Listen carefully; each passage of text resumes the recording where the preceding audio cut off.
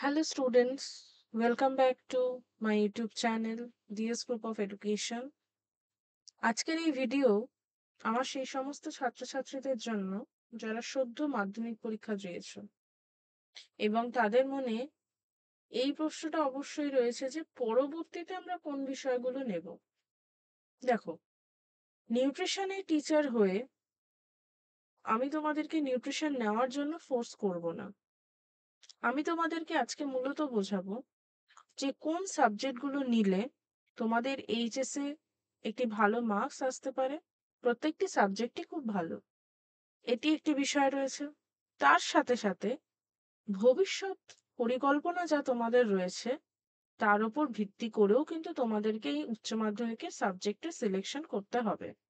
কারণ তোমার এই উচ্চ মাধ্যমিকের সিলেবাসের যে বিষয়গুলো বা উচ্চ মাধ্যমিকে যে সাবজেক্টগুলো তোমরা চুজ করবে তার উপর ভিত্তি করেই কিন্তু গ্র্যাজুয়েশনে তুমি সেই সাবজেক্ট নিতে পারবে।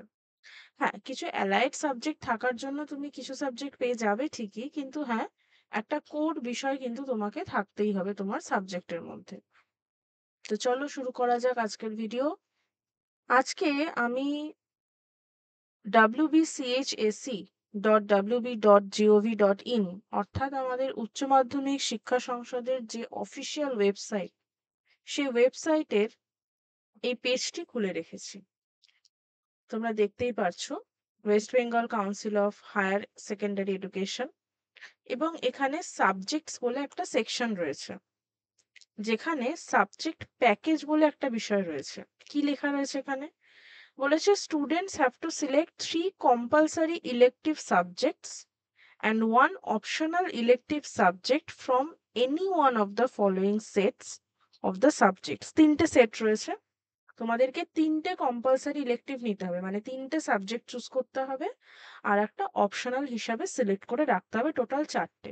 বাট তোমরা চাইলে 3টেও কিন্তু সিলেক্ট করতে পারো, কোনো বাধ্যবাধকতা নেই। কেন আমরা 4টে সিলেক্ট করি সেটাও বলবো। এই কারণে যে কখনো আমাদের কম্পালসারি সাবজেক্টে নাম্বার কম আসতেই পারে, তখন কিন্তু যখন টোটালটা করা হবে তখন যেই সাবজেক্টে তুমি বেশি পাবে তাকেও কিন্তু তোমার কম্পালসারি সাবজেক্টের সাথে যুক্ত করা হবে। সবসময় উচ্চ মাধ্যমিকের যে নাম্বারটা হয় সেটা বেস্ট অফ 5 এর উপর বেস করে হয়। আর কি বলছে? The choice must be confined to any one of the following sets of subjects, যেটা কোড এখানে বলা হয়েছে। যেরকম ফিজিক্সের জন্য PHYS, নিউট্রিশনের জন্য NUTN. It may please be noted that the student who will opt for the vocational subject, they cannot opt for physical education, music or visual arts or economics as elective subject. যারা vocational কোর্সের দিকে যাবে তারা এই 4টে সাবজেক্টকে কোনোভাবে কিন্তু as elective subject choose করতে পারবে না। এবার সেট 1-এ কি কি সাবজেক্ট রয়েছে? সেট 1-এ যদি আমরা দেখি, ফিজিক্স রয়েছে, নিউট্রিশন রয়েছে, মাঝখানে বলেছে অর। তার মানে কেউ যদি সেট 1 হয়, সেট 1-এর মধ্যে মূলত আমরা সায়েন্স ক্যাটাগরিটা বুঝি। তাহলে সায়েন্সের মধ্যে যে ফিজিক্স নিয়েছে সে নিউট্রিশন নিতে পারবে না, বা যে নিউট্রিশন নেবে সে ফিজিক্স নিতে পারবে না। সেম অ্যাজ যে কেমিস্ট্রি নেবে সে জিওগ্রাফি নিতে পারবে না।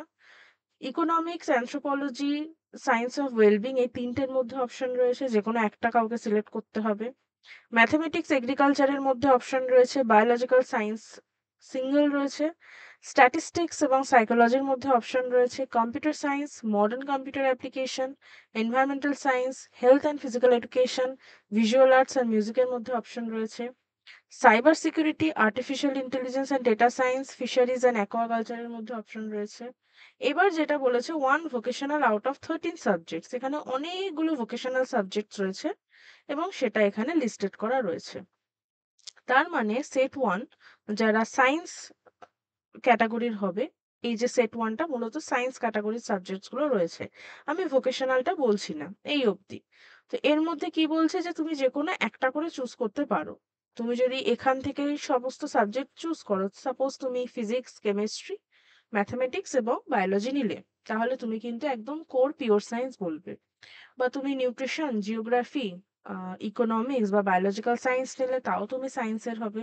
তো এইভাবে সায়েন্স এবং আর্টসের ডিফারেন্সিয়েশনটা মূলত হয়ে থাকে। ওকে, এবার সেট 2 তে আমরা যাই। সেট 2 টা হচ্ছে মূলত কমার্স আমরা বলতে পারি। কেন কমার্স বলবো? দেখো সাবজেক্ট গুলো অ্যাকাউন্টেন্সি রয়েছে, বিজনেস স্টাডিজ রয়েছে, commercial law and preliminaries of auditing or statistics রয়েছে, costing and taxation, economics or science of wellbeing or applied artificial intelligence, modern computer application or environmental studies or health and physical education, visual arts, মানে যেগুলো আগের ক্ষেত্রে আমরা দেখলাম, এবং same as তোমাদের vocational subjects. তো এখান থেকেও সেম, তুমি যদি accountancy, business studies, commercial law and preliminaries of auditing, costing and taxation নাও, তাহলে তোমার পুরো কোর্সটা হয়ে যাবে সেট 2, অর্থাৎ কমার্স ক্যাটাগরির মধ্যে। ওকে, এবার সেট 3 তে। সেট 3 তে কি কি রয়েছে দেখো, তোমার রয়েছে পলিটিক্যাল সায়েন্স। এবার যে পলিটিক্যাল সায়েন্স নেবে সে বায়োলজিক্যাল সায়েন্স নিতে পারবে না, তাই না? এডুকেশন, নিউট্রিশনের মধ্যে অপশন রয়েছে। ফিলোসফি সিঙ্গেল রয়েছে, economics, anthropology, SOWB, applied artificial intelligence, এদের মধ্যে অপশন রয়েছে। Journalism, mass communication, Sanskrit, Persian, Arabic, agriculture, basic mathematics for social sciences এর জন্য অপশন রয়েছে। Geography, human development and resource management, music আর ভিজুয়াল আর্টস। তার মানে এগুলোর ক্ষেত্রে আরেকটা জিনিস দেখতে পাবে যে এই যে অর দিয়েছে না, লাইক পলিটিক্যাল সায়েন্স আর বায়োলজিক্যাল সায়েন্স, এই দুটোকেও কেন একসাথে নিতে পারবে না? কারণ এই দুটোর যে পরীক্ষার দিন সেটা একই হবে। এডুকেশন আর নিউট্রিশনকেও একসাথে কেন নিতে পারবে না? এদের পরীক্ষার দিন একই হবে, তাই না? তো ইট ইট ইট কাইন্ড বি ইম্পসিবল যে সে একই সময় দুটো পরীক্ষা দেবে, সম্ভব না। এবার এটা তো আমরা দেখলাম যে সেট 1 রয়েছে, সেট 2 রয়েছে, সেট 3 রয়েছে, এবং একটা ল্যাঙ্গুয়েজ গ্রুপ রয়েছে। এটা ল্যাঙ্গুয়েজের বেসিসে first language, second language selection করার উপর ভিত্তি করে। এবার ব্যাপারটা হচ্ছে, ধরো কেউ তিনটের মিক্সচার নিল, ঠিক আছে, তিনটের মিক্সচার নিল। এবার সেখানে দেখতে হবে যে সেটাকে আমরা বলবো মিক্সড। এবার মিক্সড কি হবে? সায়েন্স, আর্টস না কমার্স? যেই সাবজেক্টের মেজরিটি যত থাকবে তার উপর ভিত্তি করে সেই কোর্সটা তাই হবে, ঠিক আছে? নামকরণটা ওটা আমাদের উপর ডিপেন্ড করছে। ধরো এখান থেকে কেউ নিল নিউট্রিশন, সেট 1 এর থেকে নিউট্রিশন নিল, সেট 2 এর থেকে কেউ ইকোনমিক্স নিল, সেট 3 এর থেকে কেউ পলিটিক্যাল সায়েন্স আর হচ্ছে তোমার ফিলোসফি নিল, তাই না? তাহলে আর্টসের সাবজেক্ট বেশি হলো, আমি বলবো কি মিক্সড আর্টস। ওকে, এবার সেম অ্যাজ সেট 1 এর থেকে কেউ হয়তো তিনটে সাবজেক্ট নিল, সেট 2 এর থেকে একটা নিল, কেউ অ্যাকাউন্টেন্সি নিয়ে নিল, নিতে পারবে, একদম নিতে পারবে, কোনো বাধ্যবাধকতা নেই, তাই না? সে 100% নিতে পারবে। এটা একটা ক্যাটাগরি করা হয়েছে যাতে সিলেকশনের সময় সুবিধা হয়। এবার চলে আসি নিউট্রিশন সাবজেক্টে। দেখো নিউট্রিশন এমন একটি সাবজেক্ট যে সাবজেক্টে 70 হচ্ছে থিওরি থাকবে, 30 হচ্ছে প্র্যাকটিক্যাল থাকবে। এরকম বহু সাবজেক্ট আছে যার অনেকটা পার্সেন্টেজ প্র্যাকটিক্যাল মার্কস রয়েছে এবং অনেকটা পার্সেন্টেজ থিওরি রয়েছে। তো সাধারণত দুটো ক্ষেত্রে আমি বলবো স্টুডেন্টদেরকে যে তারা এই ধরনের সাবজেক্ট চুজ করবে। প্রথমত, কোনো সাবজেক্ট এমন চুজ করবে না যে শুধু তোমাকে নাম্বার তোলার জন্য চুজ করতে হবে। সাবজেক্ট এমন চুজ করবে যেটা ভবিষ্যতে তোমার কাজে লাগবে। এখন তুমি ফ্লোতে হয়তো এডুকেশন সিলেক্ট করে নিলে যে তোমার এডুকেশনটাতে নাম্বারটা অনেক ভালো উঠবে, বাট আলটিমেটলি গ্র্যাজুয়েশনে গিয়ে তোমার ইচ্ছে করছে সায়েন্সের কোনো সাবজেক্টে অনার্স করতে, তো ইট ইট কান বি ইম্পসিবল, তাই না? কারণ তুমি নিতে পারবে না, তোমার কাছে সেই সাবজেক্টটাই নেই তুমি যেটা তোমার এইচএস এ পড়েছো। তো এরকম কোনো সাবজেক্ট চুজ করবে না যেটা তুমি পড়োনি। এরকম সাবজেক্ট চুজ করবে যেটা তোমার পড়তে সুবিধা, তোমার ভালো লাগা রয়েছে, এবং তুমি তুমি 100% শিওর যে সাবজেক্টটা নিলে আমি খুব ভালো স্কোর করতে পারবো, তাই না? একদম সেইভাবে কিন্তু তোমার সাবজেক্টের সিলেকশন হবে। নিউট্রিশন নেওয়ার কি ভালো গুণ রয়েছে বা নিউট্রিশন নেওয়ার কি ভালো দিক রয়েছে সেটা যদি আমরা দেখি, তাহলে আমরা দেখবো যে নিউট্রিশন ভবিষ্যতে অনেকগুলো দিক রয়েছে নিউট্রিশনের।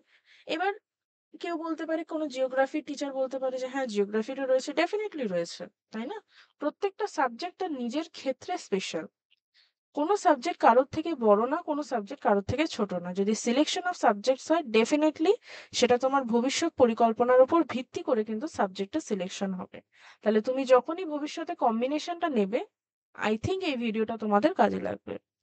পরবর্তীতে একটি ভিডিও অবশ্যই আসবে যে কেন তোমাদের সাবজেক্ট বাকেটে নিউট্রিশন রাখতে পারো বা এইচডিআরএম রাখতে পারো বা সাইকোলজি রাখতে পারো বা অন্য কোনো সাবজেক্ট রাখতে পারো। সেরকমই একটি অ্যানালিসিস কিন্তু অবশ্যই শীঘ্রই চ্যানেলে আসবে।